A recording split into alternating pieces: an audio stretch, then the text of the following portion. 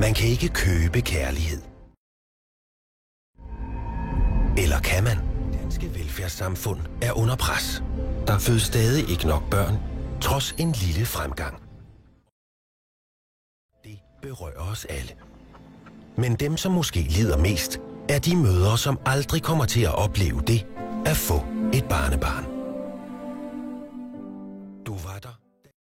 Du var der, da han skulle lære at læse.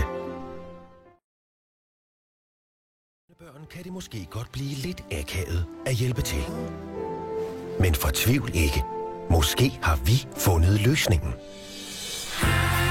Som du måske allerede ved, har man meget mere sex på en solferie. Modsat andre ferieformer. Men hvad du måske ikke ved, er, at motion med din partner fremmer sexlysten yderligere, fordi hjernen udskiller endorfiner. Man sveder, får hjertebanken og åndenød.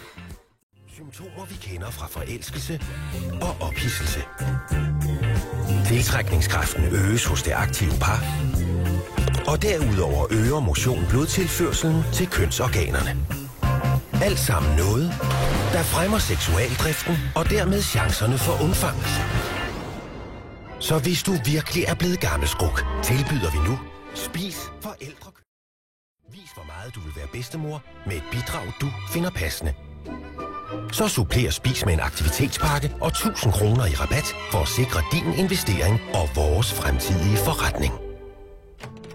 Men hvad nu, hvis dit barn ikke er den store holdspiller, men har evnerne? Så udvis lidt rettidig omhu. Man ved jo aldrig, hvad lidt aktiv ferie kan føre til.